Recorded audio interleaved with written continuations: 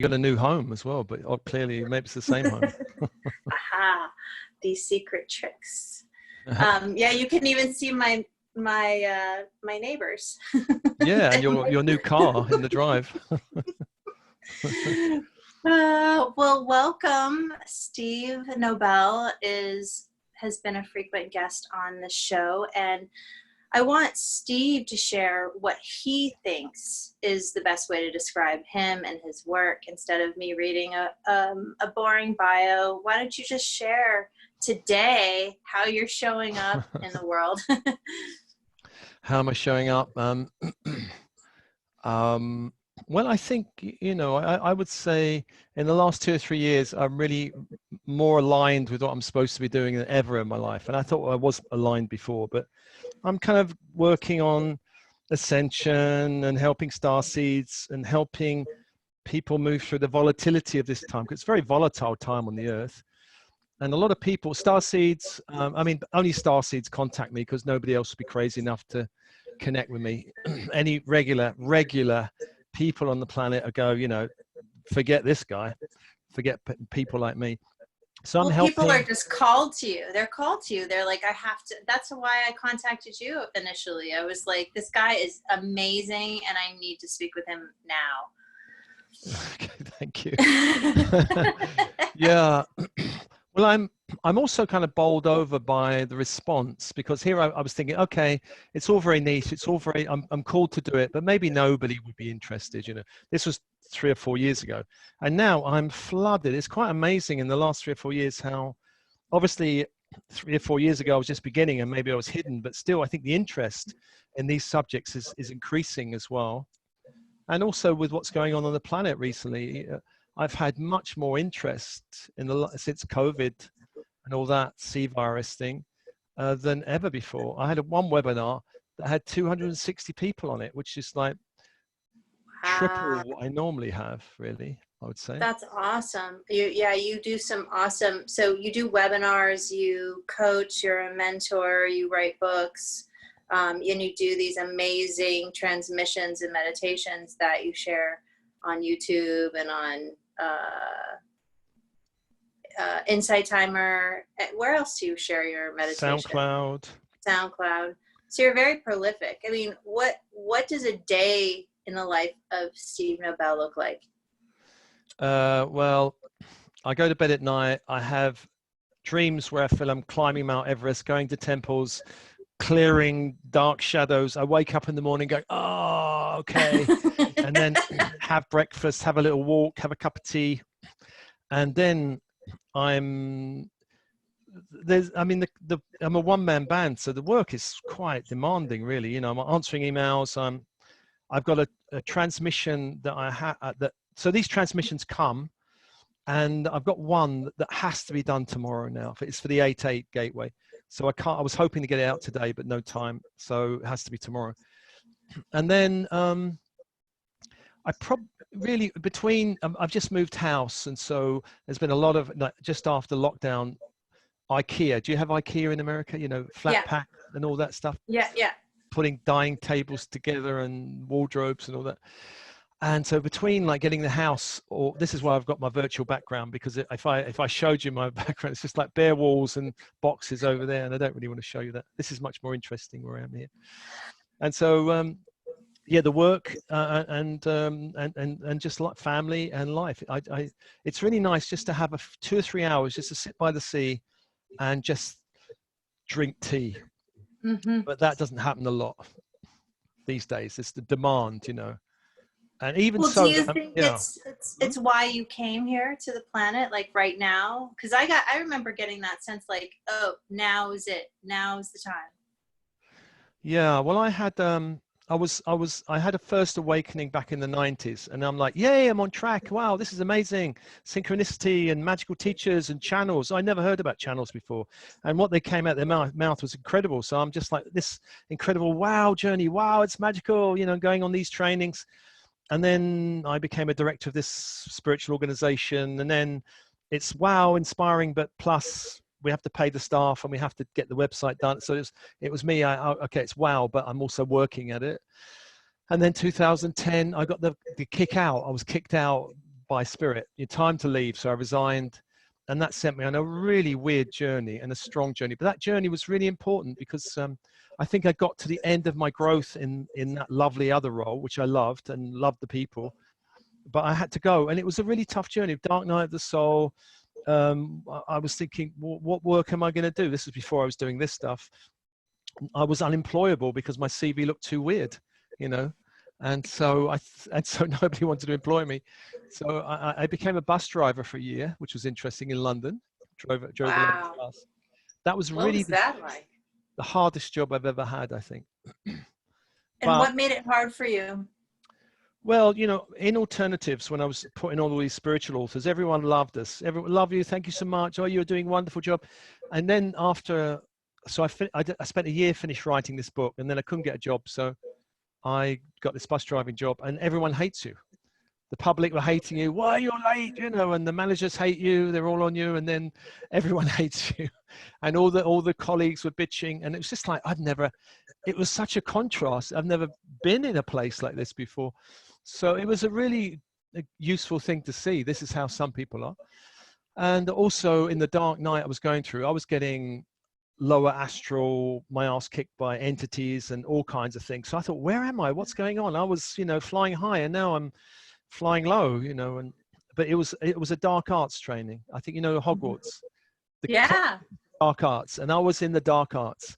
You know, all right, you've trained in Wicca and shamanism. This is the real dark arts now. In real time, you were managing the dark energies of yourself and of the planet. Yeah, I think there were dark energies that didn't want me to do this, and I think there are dark forces on the planet. And this planet hasn't been light; it's been a dark planet for a long time, and now the light is shifting. There are forces on the planet going, we don't like this. This has been our turf. We want to protect it, and you're coming in here with your hot dog stand, and we want to kick you out. You know, your Starseed hot dogs and all that, or vegan hot dogs. So I remember 2 years intensely being attacked, and I'm like, wow. And I think that's a lot of starseeds have had a lot of difficult times. Some have been attacked, not everyone, and a lot. Certainly the last since the 2012 trigger point, a lot of people are really waking up through that. They're being squeezed, and the squeeze is waking them up. Yeah. You know, a lot of people did wake up in the 90s. 9/11 was another wake-up call for some people. This virus thing is another wake-up call for some people, actually. Yeah. And what I feel is that for the last, 50 years, the light has been really trying to wake people up. But actually, the dark is also waking people up unintentionally. Oops, we've woke people up. We didn't mean to do that, you know. People are looking at this. Someone ate a bad bat soup, and the whole world's gone into lockdown. It sounds a bit odd, you know. People have been eating bat soup probably for a while, you know. How come the whole world's suddenly gone crazy because of one bat soup? Doesn't quite make sense to me. So tell me your interpretation. What is your mind? How does your mind make sense of this whole thing? This virus pandemic? Well, nobody has to believe a word I say. I have to say that. Yeah. Yeah. No, but we want to hear it. So I feel, I mean, there's all kinds of people out there I've got close friends who say there is no virus, it's all made up. And I'm like, no, I think there is a virus. It's not made up. But that virus is not something that nature just threw out in the world. And it's not, I don't believe it's something that, you know, there was I know that in Wuhan, there was a market full of wild animals and all the rest of it, and the hygiene was bad and all the rest of it. But what I feel is that virus was deliberately created, actually. And I don't think it's the first one that's been deliberately created. And we know that almost all the superpowers across the world are interested in chemical warfare. You know, they're interested in it. And I think, I don't quite know. I mean, who knows what was the focus of this and how it got out, but it doesn't strike to me that it was just some bat soup. It looks like it's been in a laboratory somewhere and something has been manipulated. Right. I heard some scientist saying, who was an expert in viruses, saying, look, for a virus in a bat to mutate to a human would take like 800 years or 1,000 years. It's such a slow process because there's such different environments. I've also heard that there have been research in trying to speed up the mutation from bat to animal to animal to animal to human. And so somewhere someone may Really? have sped up yeah, I've heard that. And so it's Mm. possible that it's human intervention, something got out and it went wild. I do think it's manipulated. I don't think it's an accident. I think it's designed. And I think for a lot of light workers, we don't think like the people that control the planet think. That's the issue. You know, we don't think in terms of there's a winnable nuclear war. You know, a starseed wouldn't think like that, but people on this planet would think like that. We Like this wouldn't. competitive mindset. Yeah, and fearful one that if we don't Mm-hmm. get ahead, that China's going to bomb us, and you know, it's this kind of fear mentality, fear and the arms race, and we've got to have bigger weapons than them, and you know, all of that kind of thing. So the mindset is one of there's a problem. I think in America, I heard, you know, the whole gun debate. There Yeah. are bad guys with guns, and the solution is you have good guys with bigger guns or more good guys with guns or something. You know, that's the mentality. And you know, I think, well, okay, fine, but it's not Starseeds thinking that one up. You know, really.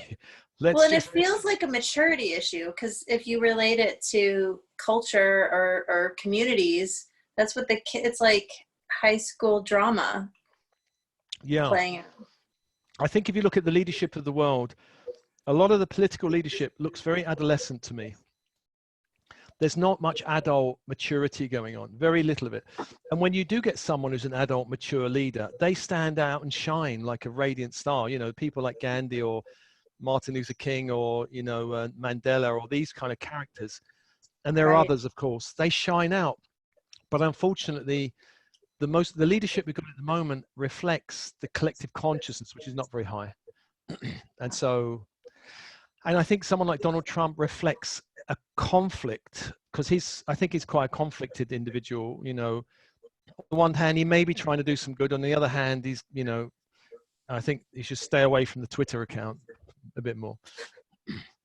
But he represents a shift from the old guard to a kind of not quite the new guard, but something in between, which is a positive step, I think. So the dark Like forces. a disruptor energy. He's a disruptor. He's completely, you know, confusing to the dark forces who run the planet, probably. I believe that, you know, there are people like Clinton and the others that know the game, they play the game, they know who's running the show, whereas Trump comes stumbling in, you know, where angels fear to tread and, you know, in there and doing what he's doing. And I don't agree with, I think some of the things he's doing is good, but I don't agree with quite a lot of what he's doing. So it's, I think America is a pretty volatile place because of the nature of your politics, because the nature of the Illuminati or the dark forces that go where the power base is.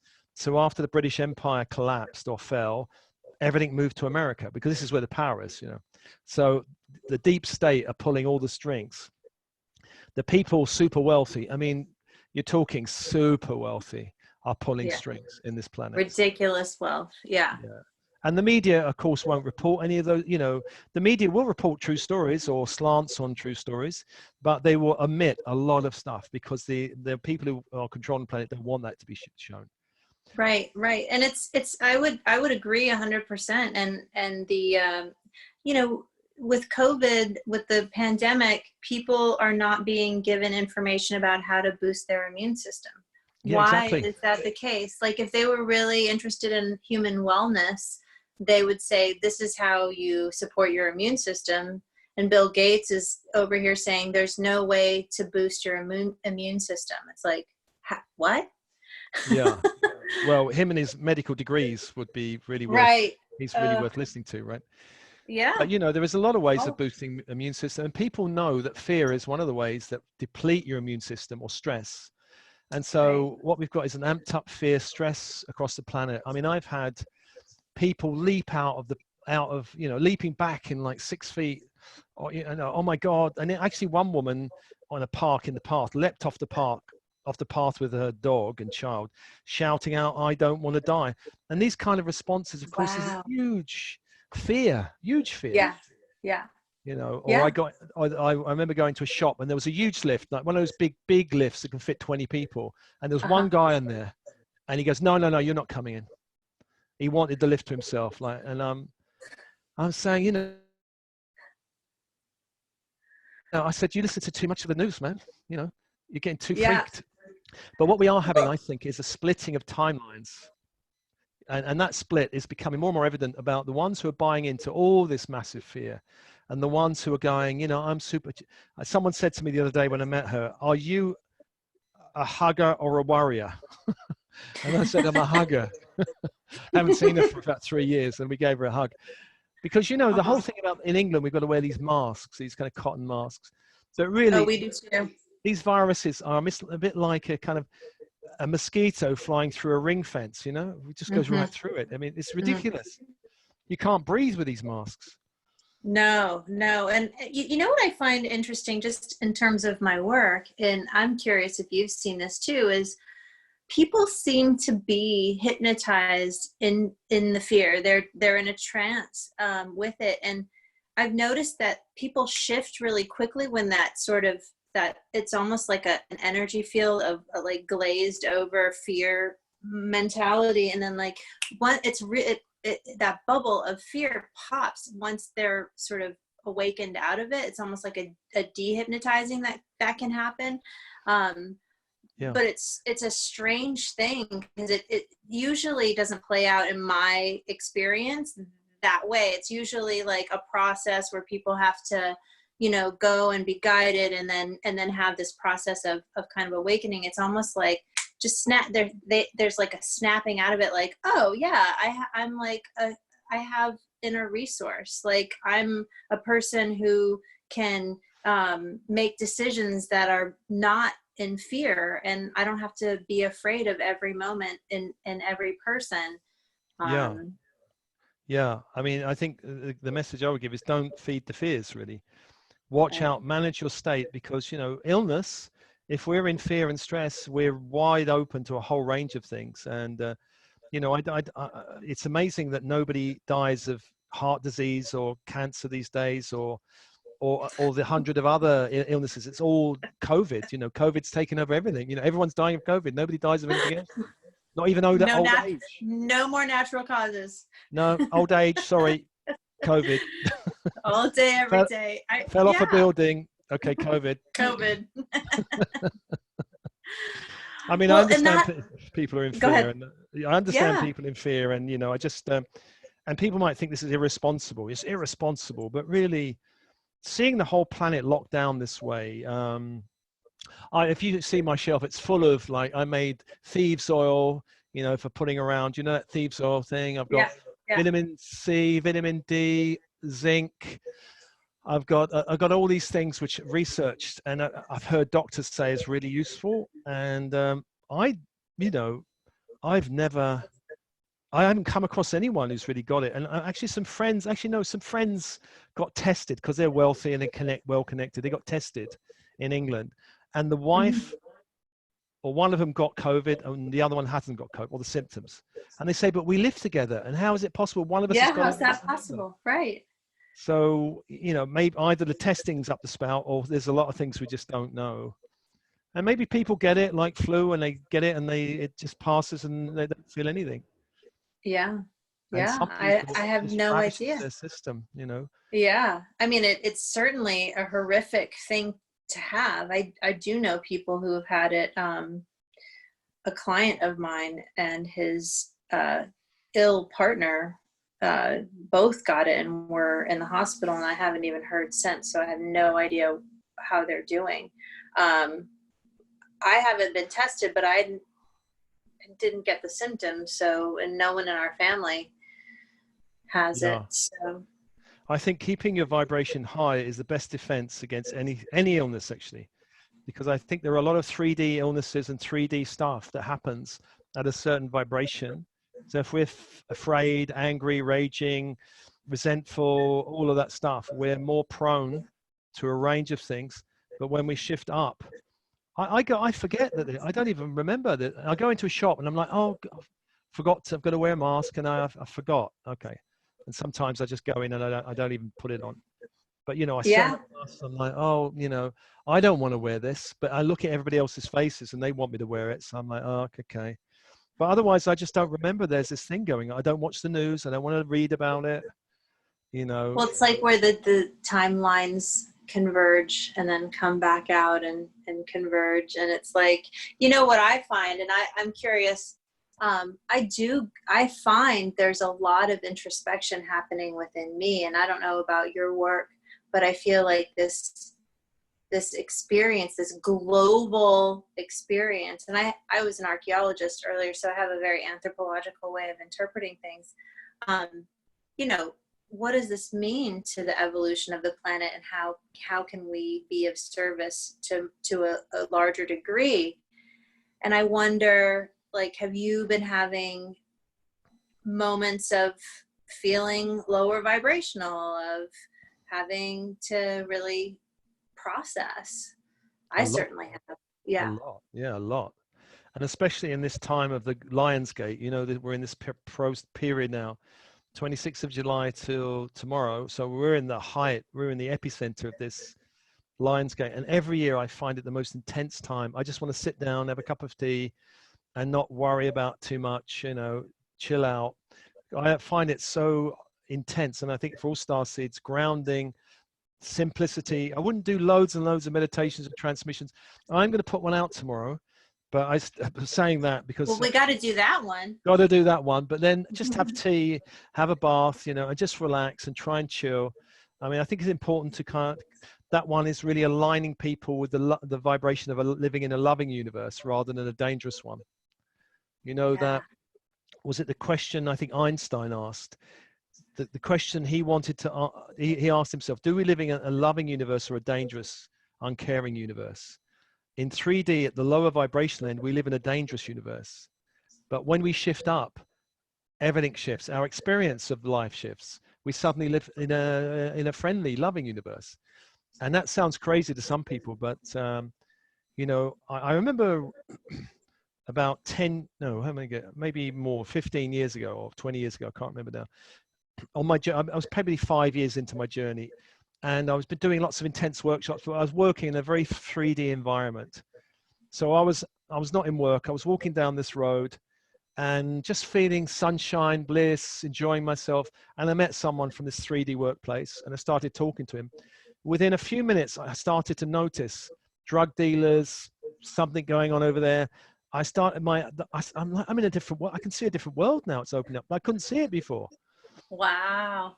And then I remember leaving him and just releasing his energy out of my field and coming back to, oh, I'm back again in the nice universe, you know. Because as our vibration affects our perception, Yeah. if we're vibrating in joy, we're not noticing people who are depressed. If we're vibrating with depression, we're noticing everybody else who are crying, depressed, and we don't see the people smiling. It's like that, really, isn't it? Yeah. Well, and what I would be curious about is, what do you say to people who are just coming into this and they're like, well, what do you mean by vibration? What do you mean? And of course I have my interpretation, but I'm curious about how you speak to that. Yeah, well, at one level, we could say everything is vibration. A thought is vibration. A feeling is vibration. You step into a room of angry people, and will you notice it? That's a vibration that's being put out by angry people. Even if they say nothing, even if they're smiling, you feel the tension. You know, a lot of people can feel that. Or someone says, what's the vibration? You know, let's say you're married, and you come home, and your wife, there's something up. But you're like, uh-oh. Oh, I can feel it. I can feel it. I'm in the doghouse. I'm in the doghouse. That's the vibration. You can start to feel it. Or, you know, or you go into a happy room, a party, you know, there's different energies. Or you're sitting in nature, watching the sunrise. You feel differently. There's a whole different feeling about it. Or you're in a busy city with a load of stressful people, or you're sitting in walking through a forest where butterflies are flying. It's a different feeling. Feelings of vibration, of peace, of harmony, or of stress, of anxiousness. You know, a building is a vibration. A body is a vibration at some level. You know, it's totally recreated by some intelligence within us into form. You know, it just has this amazing ability to recreate itself. A business's vibration, our psychological state, moment to moment, is a vibration we put out. We're radiating outwards constantly, and the universe then responds. You know, there's a radiation out and a response. You know, so if I'm radiating out gratitude, love, appreciation, I'll tend to attract that type of energy. It's, you know, what goes around comes around. As you sow, so shall you reap. These old sayings, you know. So, you know, right, I've given away, I love crystals. I've given away hundreds of crystals, and they fly back. You know, my desk is full of them, and I'm gifted them. You know, it's just the nature of the universe. What I put out comes back. If you put out anger and judgment, what comes back is that kind of stuff. So vibration. You know, a lot of channels say we create our reality, period. I like the American way you say period. Period. You know, you guys say full stop. Full stop. You say period, which is like, when I heard that, period, what do you mean you create your reality, period? But anyway, I kind of worked it out. So then, and you know, it's that we create our personal reality, period. We don't create the global reality. We're part of it, but we're not responsible for the whole world. So all the meaningful characters in our life, all the meaningful stories, all the meaningful patterns, you know, situations that keep coming around, is created from the inside out by our stories, our beliefs, our ideas, our perceptions, our feelings, and blah, blah, blah, blah. And so the idea about vibration is when we shift our internal stories and beliefs and focuses and intentions, then there's a shift in our reality. That it takes time, because if we've been like 30 years miserable, depressive, angry, miserable, and then suddenly we find the light. Oh, I went to an affirmation workshop and I'm doing affirmations. There's a period of like, you know, of the new affirmations and the 30 years of that kind of have to work out. And then eventually it kind of calms down, and then you kind of have a nicer life type of thing. But it doesn't happen. So there's a correlation to how integrated into the frequency change you are. If you live a lower vibrational life and then you go to a workshop and you start feeling better, your vibration is going to change, but your reality isn't necessarily going to be totally different. Or, I mean, I can only speak from my own experience, you know, but what have you noticed? Well, I suppose the first 30 years of my life was difficult. I felt depressed. I was in a career I didn't like. I was in a marriage which was I felt a bit confined and wasn't really allowing my, you know, nature to come out, my nature to come out. And so the first 30 years were difficult. Then I found crystal healing and some spiritual workshops, and I'm like, wow. And I remember going to this crystal healer every week for like 18 months. I felt great for a day or two. And then I felt back to how I felt. And then I go back and then I feel great. And then I'll be back. Or I do a weekend workshop. I felt great for a day. And then I get a reality check from my wife, and then I'll be, oh, okay. Yeah. It's sure. Like a honeymoon period. It's like your life is the abuse, and then you go have something beautiful, and then you're in this honeymoon phase, and then you kind of fall back in. I have clients that'll be like, I felt great, and then it came crashing down.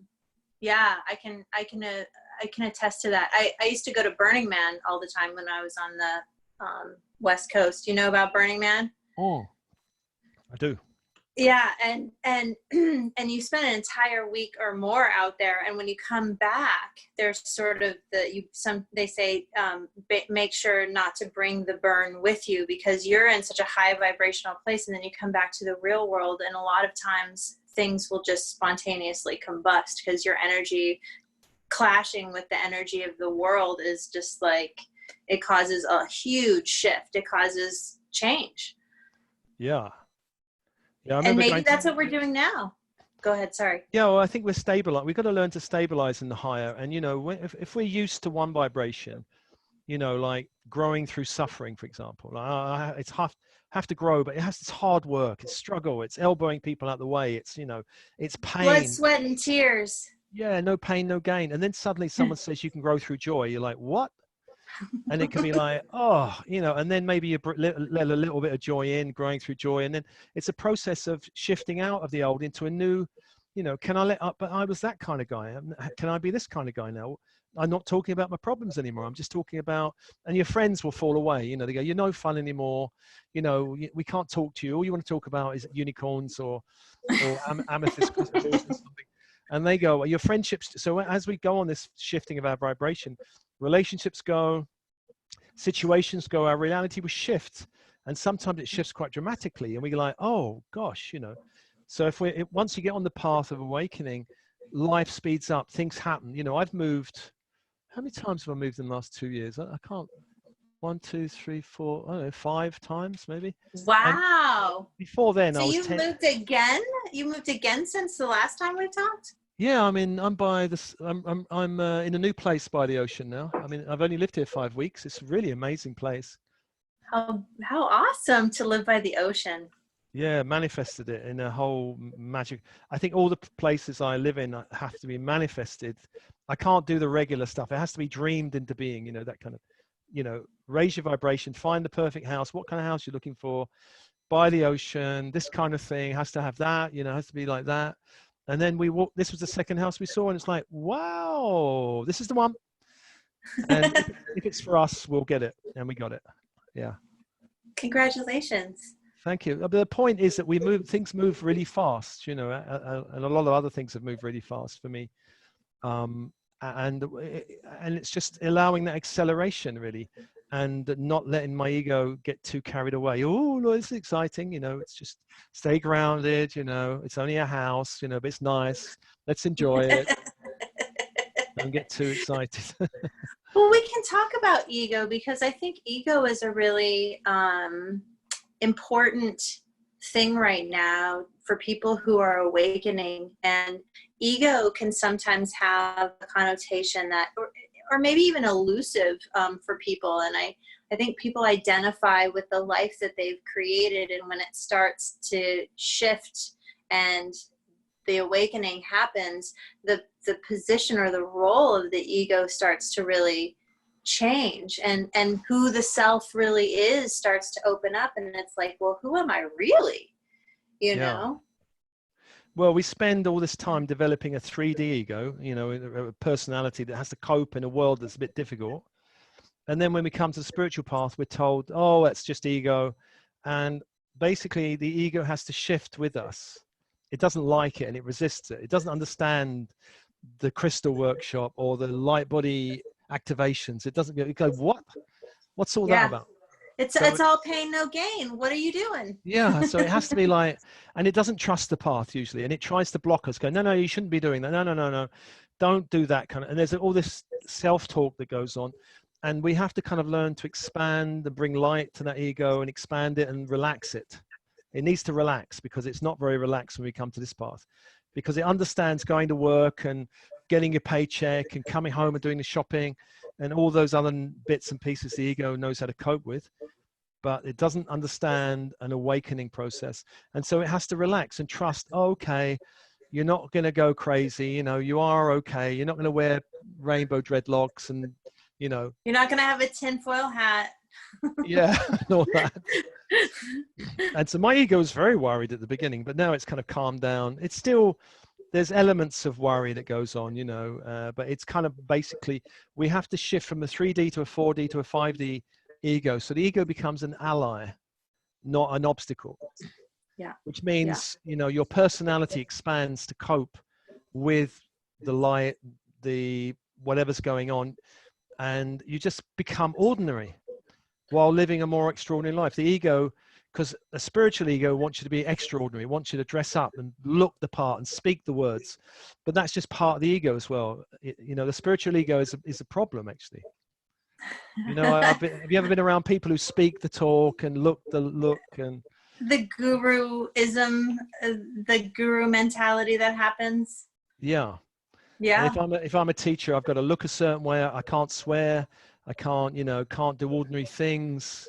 You know, I have to live this totally pure life on Mount Shasta, you know, dressed all in white or something. Well, I don't live that, you know. I mean, I live a pretty good lifestyle. I don't really drink or smoke or anything like that, but you know, I live an ordinary life. I dress I have got weird jewelry, but I have pretty ordinary clothes, you know. I think it's But important.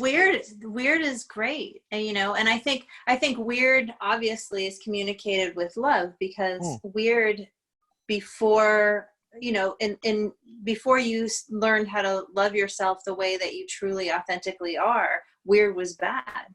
And now yeah. weird is fantastic. Weird is, for starseeds, your weirdness is your brilliance. That's the key Yes. message. And most starseeds get the message, don't be too weird, be normal. I know I did, but that's the worst thing to hear, because your brilliance only shines when you allow yourself to be a bit weirder. You know, for 20 years, I wanted to get a proper job. My father said, get a proper job. I tried it and it was disastrous for me. The moment I just said, let me be weird, I just had a lot of fun. I started being successful, happier. And, you know, don't be normal. It's a very bad formula for Yeah. starseeds. Well, and I think some people just can't do it. I remember 16 years old finding a post or a bumper sticker that said, why be normal? And I thought it was the coolest thing ever, because it was just like, this is how I feel. I can't be normal. There's nothing that every time I try to be normal, it just fails. And that's sort of my whole life story.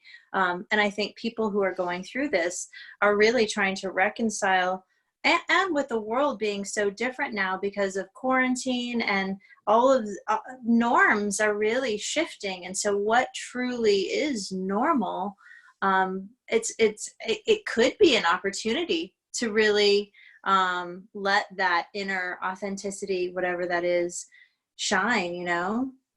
It's a great opportunity for people to reflect. They've had a lot of time off to reflect and sit and be with their kids and wife and think about the, you know, or partner, and think about your life and work. And the whole world of work is shifting. People have been off work and working online and wondering, why am I commuting 2 hours every day to an office where I don't have to do that? So Yeah, it's my shifting. husband. Yeah, Yeah. he's like, I'm home every day. Like, I mean, and I'm sure institutions, he works for a big university, you know, why are we paying rent for these people when they can get it all done from home? Yeah. It's going to change education, change work, if people really run with it, because, you know, some organizations are already up and running with it, I guess. My old organization, Alternatives, I was saying to them for a few years, you know, go more online, do more online stuff. No, we're fine. All the regular live events are doing brilliantly. We haven't got time. Now they're forced, and people are responding really well. They're now rethinking the whole way they're going to run their business in the future, you know, and I guess a lot of other people are. So the world is, why do we want to, you know, if you add it all up, all that commuting hours, it's such a waste of time, you know, It's why, going to be, it's going to be interesting to see how it all plays out, because then, you know, who knows how long this will last. I've heard people saying all kinds of things, like, you know, my mom's like, you know, this could last 4 years or something. I don't know, but the balance, right? The balance of what human beings really need in order to feel connected, because, you know, we're connected now, but then there's that physical component of engagement and, you know, eye contact and being in each other's presence that I see is difficult for kids. You know, my kids are on electronics all the time, and you know, they need to they're having to figure out physical engagement in a new way. Um, Yeah, for sure. I mean, that's a very good point. You know, my grandkids are on their electronic devices all the time.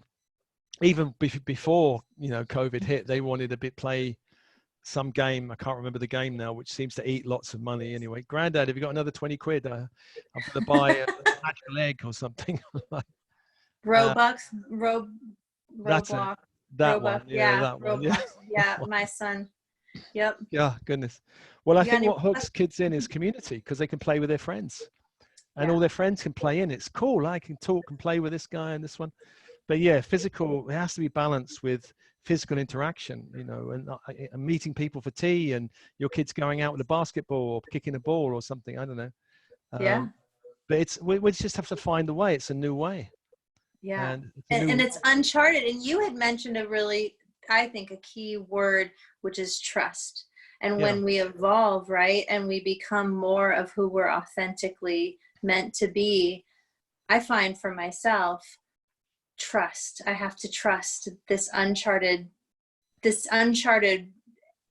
thing is unfolding, and I can just trust that the road's going to be there beneath me and that I can just keep moving forward. You know? Yeah, well, we're trusting, who are we trusting? A deeper part of ourselves, our body awareness, our intuition, our higher self, our authentic self. For people who are trained in left brain education, universities, they might go, well, I have to trust my logic. I have to think my way through. There's, you know, nobody's going to do it for me. But on the spiritual path, there's more of a synergy between the left and the right. The right is the more flowing, fluid, in touch with our intuition that knows, go left, go right, resign now. You know, and the more I trusted that part of me, the more successful I become. My logic was still in the picture. I wasn't totally, you know, without logic, but I was more flowing, well, what way feels right? And when I was at alternatives, I realized, because we had to make lots of choices all the time around business, every choice I made was assessing all the options and then going on my intuition. I didn't go by logic, and it worked really, really well in all kinds of ways that my logical mind couldn't have worked it out. So Yeah. trust is built. Trust is a muscle that we build by experimenting, going, oh, that worked. Oh, that was cool. There are parking angels interested in my car space. You know, that was at the beginning of me going, what? Why would an angel be interested in my car space? But then I seemed to have more than my fair share of luck at car parking spaces. And then I tried pushing the boat in all kinds of other ways. And I thought, you know what? This is not coincidence. Something is working here that was not working before. And it's like the laboratory. We have to try it in the laboratory of our life and go, does this manifesting thing work? And what works and what doesn't work? And let's try more of what works, because not everything works. And, Right. you know, like I said about the houses, you know, for the last 20 years, every single house I've been in has been manifested through a dream, through a meditation, through a ritual. Before, I mean, 20 years ago, I remember doing it the conventional way with my then partner, and it being exhausted for 4 months, like every weekend going around with lists. And I thought, no more. I'm not doing this anymore. Let's do it magically. And then we manifested the flat within 24 hours. And I've said, you know, never do this again. No, I'm not wasting my time on that logical, you know? And I think, Yeah. yeah. That's rare. I think you're rare in that and particularly for a man, and not to marginalize men at all, but I think women have historically been sort of the ones who tune into the intuition. So I'm curious, and you mentioned that there was a kind of a trial and error associated with your connecting with your intuition. Do you think it's something that you just naturally had connection with, even when you were living your more muggle life? I think when I was a kid and a young teenager, I had naturally that connection, but I think it got trained out of me. Mm-hmm.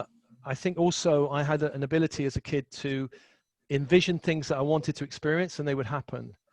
But I Wow. didn't really know that I was creating them. I just thought I would dream at the night going, this would be a great thing to experience. And then, but I didn't put it together that I was the one doing that. It's just, oh, cool, this is happening.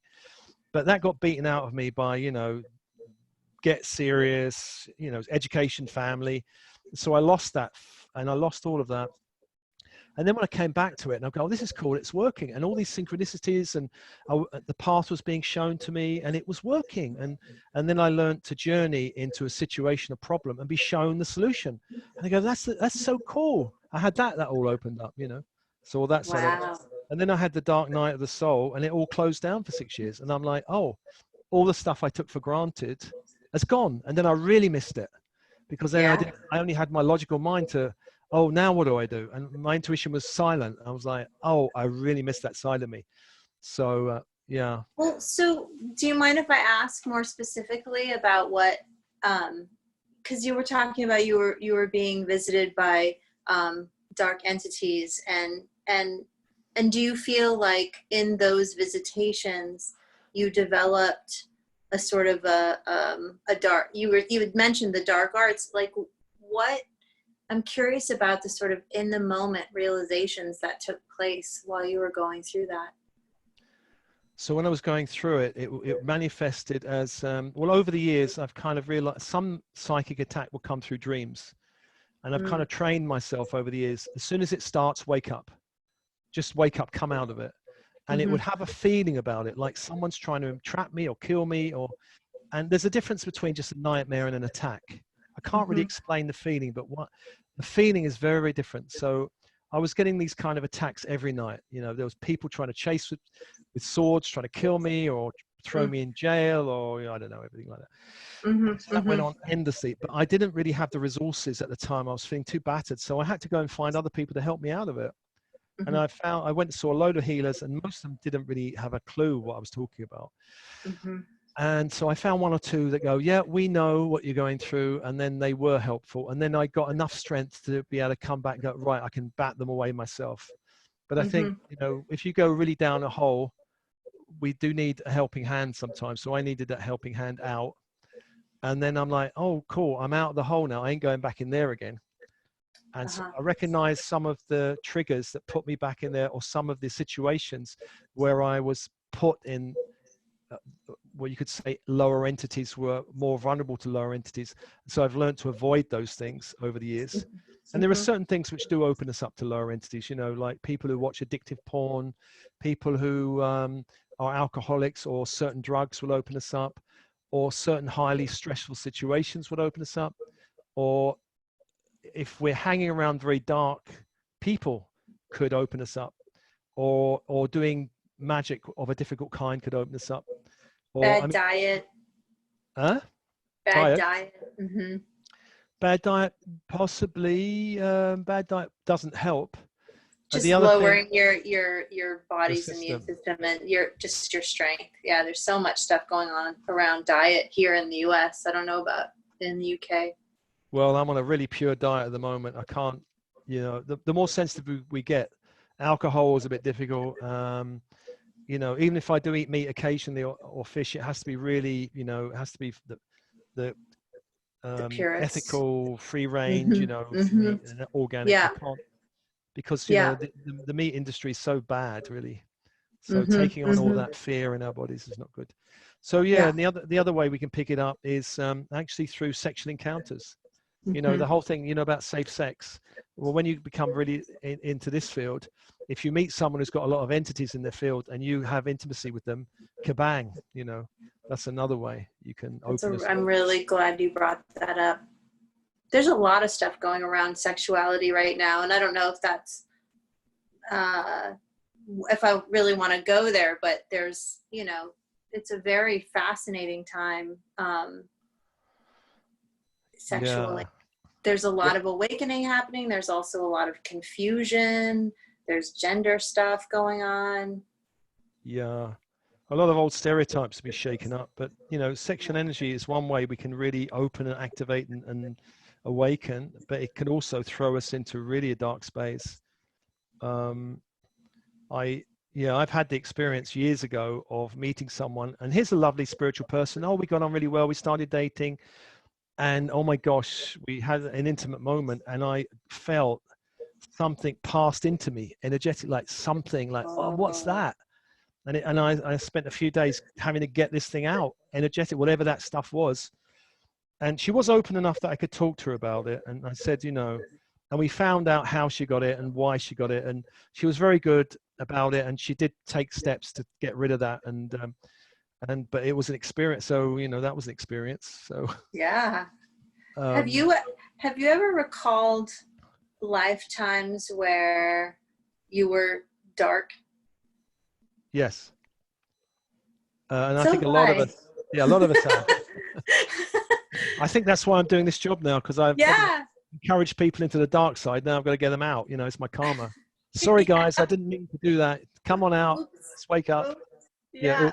What happened for you? I'm curious. I don't know specifics, but I do know I've had feelings of being capable of using black magic when I was really angry. This was years ago. When I was the director of alternatives, and I had to stop myself and go, whoa, where's that come from? Step away from that thought. Step right away from it. I'm not doing that. Wow. So it just came right through. Yeah, it came right through. And I know that Egypt was light and dark. You know, I think I've had experiences of both. Atlantis was light and dark. I'm not quite sure about Atlantis, but in other dimensions, it's light and dark. And so I know that my dance with the dark is because I'm clearing up a load of old mess, you know, and stuff. And, you know, and it's also helped me to understand that side. You know, they say, if you want to understand abundance, don't ask a billionaire who's born into money, because he's got no idea, you know. It's just like, well, there's money there, have a trust fund. But it asks somebody who's worked their way up and knows the route. And so if you want to know about the dark side, you have to know about engaging with them and dancing with them, not just like what you read about them or you think that they're there, or let's just sprinkle our energy field with rainbow drops or something. These guys are not like that. You need some serious stuff to get rid of some of these guys. And so that's been my path to go, oh my gosh, if they're going to get around this defense, then how do I get rid of them? And one of the things I think for the dark side is agreements with the dark. We've had lifetimes where we've made agreements with them. We've made agreements to work with them. We've made agreements to do rituals with them, to do black magic for them.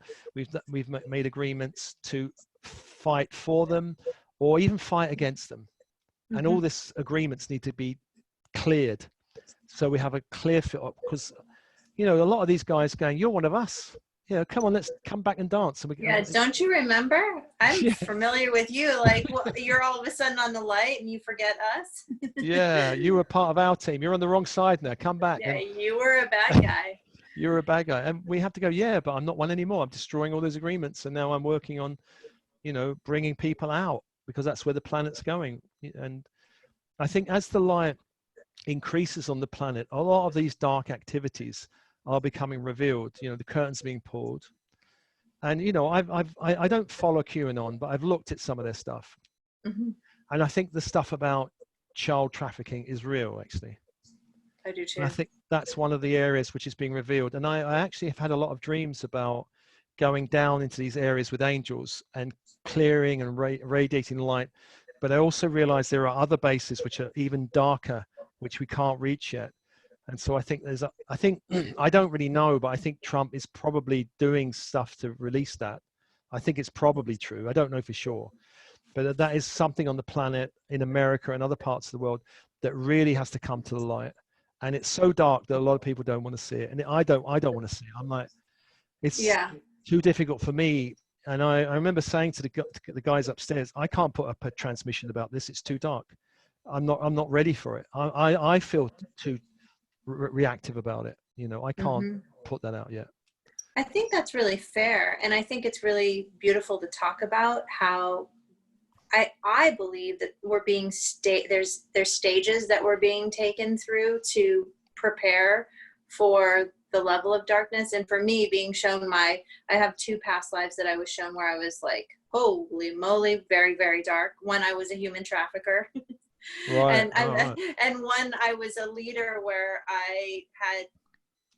I mean, it's just so hard to share it, but I was a leader, and I don't know if it was on the planet, because I was like 8 feet tall, mahogany skin, topaz eyes, and but it looked like the Aztec realm. So, but it could have been off planet. But I was so focused on power in both of these lives for different reasons, and it's interesting to remember how it felt.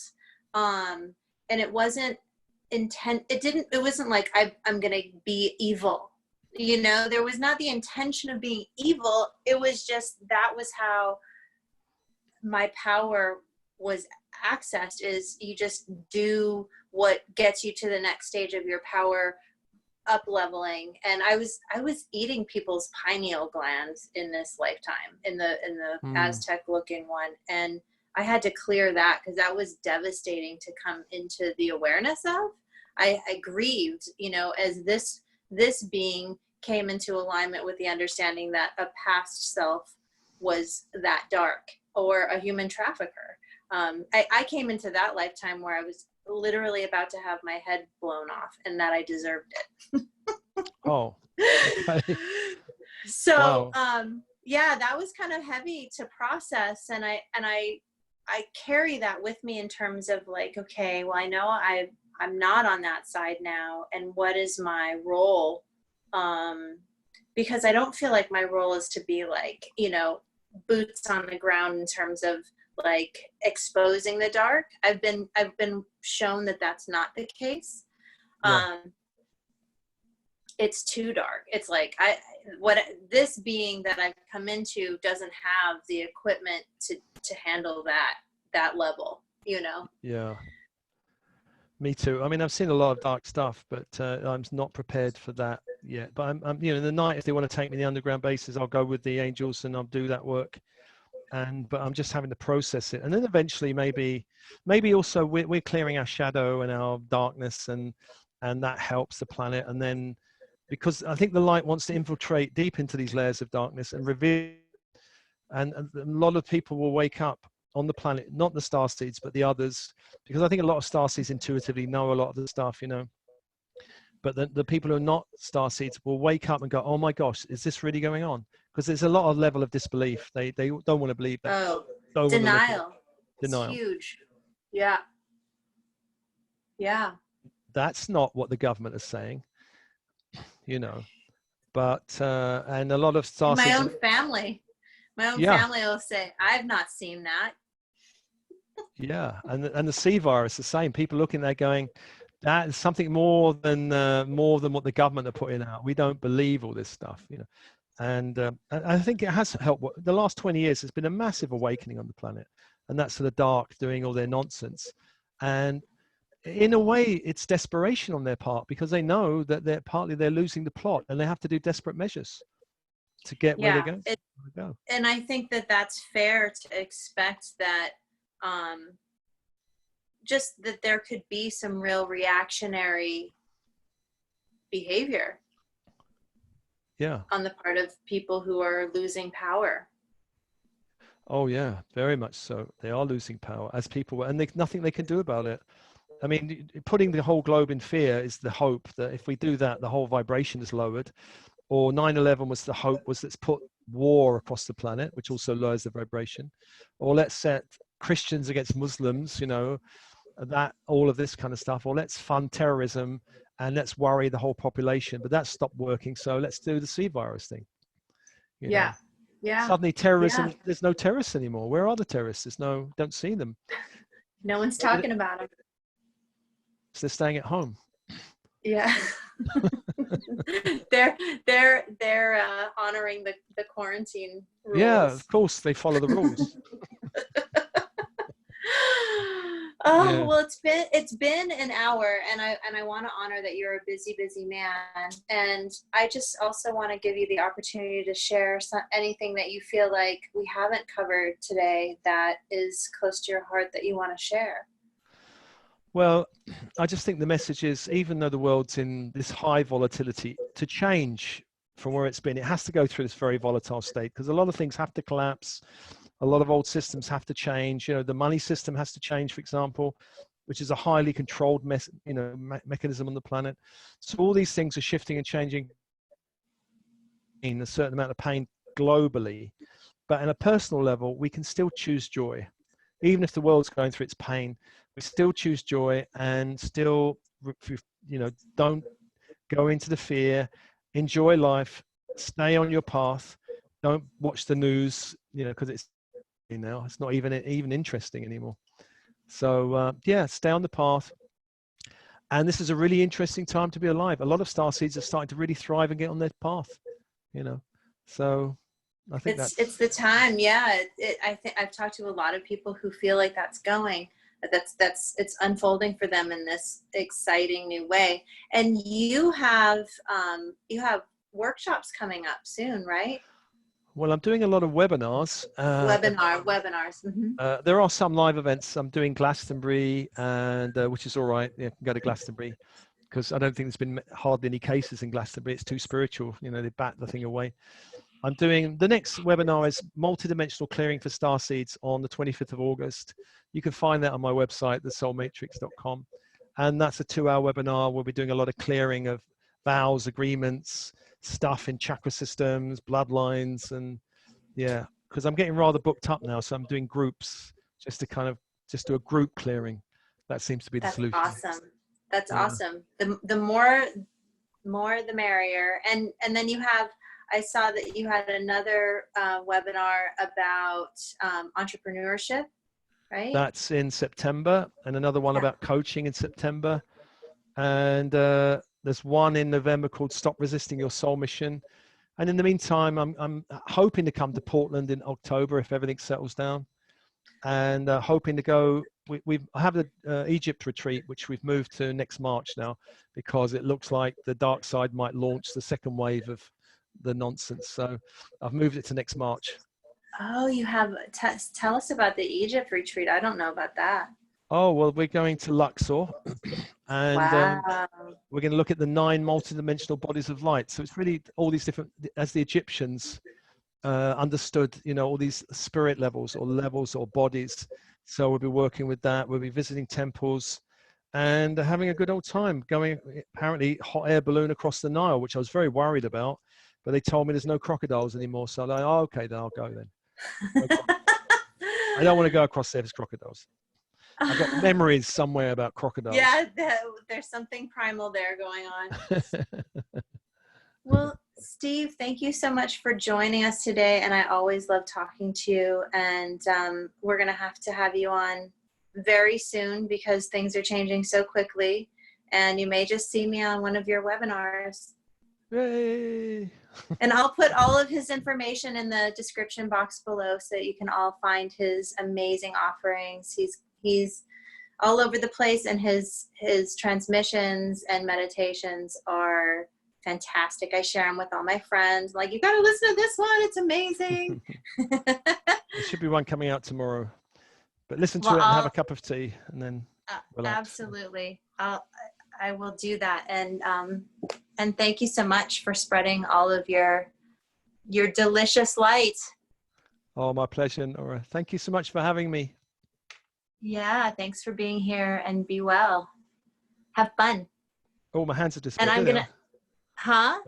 I'm just my gonna hands stop. disappeared. Oh, sorry. There you go. See, that's how multidimensional you are. Yeah. Bye for now. Bye, Nora. Bye.